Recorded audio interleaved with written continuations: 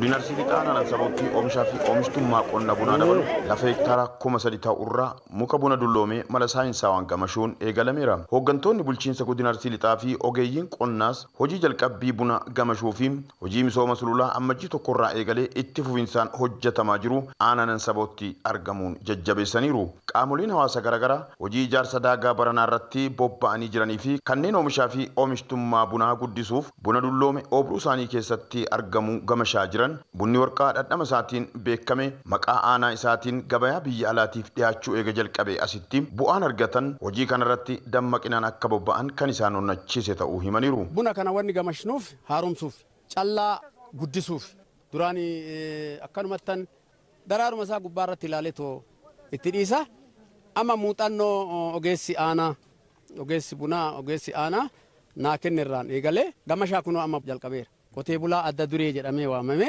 yeroo ammaa kana ammoo walitti hidhama gabaa uumne buna keenya biyya alaa ergaa jira. Hojjetaan misooma baadiyyaa waliin jiraatee nu mattaree eega inni jedhee mattareetuma nu agarsiisu malee qonna mataa keenyaan qonnee ubbeenneeti. Uumama duubaatiif illee mukarra dhaabne fayyaduu mataa keenyatti itti seenne. Bunni murame sun ammoo ka dulloome sun deebi'ee bifa haarawaan oomisha gahaa mul'isee jira. Haala qabatama sanii irraa ejjetee qotee bulaan yookaan ogeessa qofaan osoo hin taane ofii iyyannoo dhaqee bu'aa bu'e sanii irra dhaabbatee jechaadha. Yeroo yerootti ogeessaan koottaa maasii kiyya laala bunni kiyya haa gamashamu jechuudhaan gamashee kallattii saniin gamashaa bu'aan yeroo yerootti ka bu'aa jiru ta'uu isaati.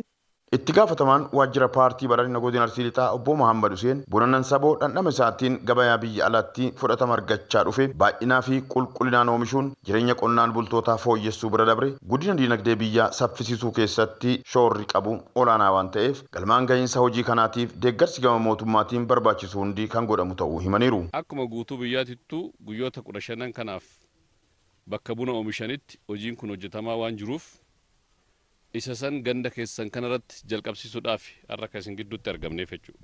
Waan isin oomishaa jirtan kanatu qabeenya biyyaa waan ta'eef.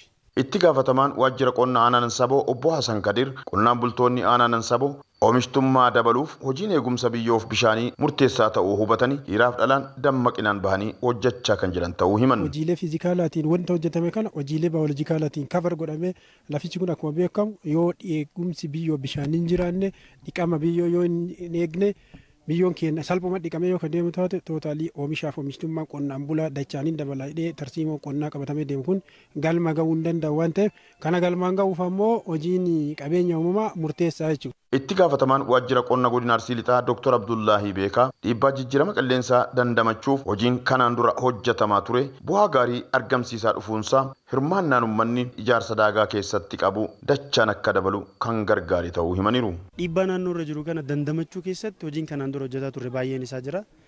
Amma yeroo baay'ee kan laallu nuti manca'iitiin lubbuu qabeeyyii garaagaraatii fi ilma namaatiin gahuu fi dhaabbiin biqiltuu dhaabaa deemnu kun wal simuu keessatti harki caalu kamii kan jedhu waan itti deemamaa jiru qo'atamu akkuma jiru ta'e hojii hojjenne kanaan immoo rakkoo san dandamataa naannoon keenya oomishaaf oomishtummaan keenya akka deemu ta'ee jira. Isa keessatti kan kanaan dura caalaa mootummaanis xiyyeeffannoo baay'ee kenneefii jira. Hojiin immoo qabataman laaluu dandeenyu baay'een as cinaa kanattis yoo baanee jenne kan laaluu dandeenyu hawaasnis irraa fayyadamuu kan danda'u waan garaagaraa achi keessatti fayyadamuu akka danda'u. Naannoo kanatti immoo buna wajjin wal qabatee gaaddisa bunaatiif ta'e biqiltuu dhaabuun kunuunsuun lafa kana eeguun baratamaadhaas kanaa olis waa hojjetamuu danda'u iddoo birootiifis waan muuxannoo gochuun hin danda'amu.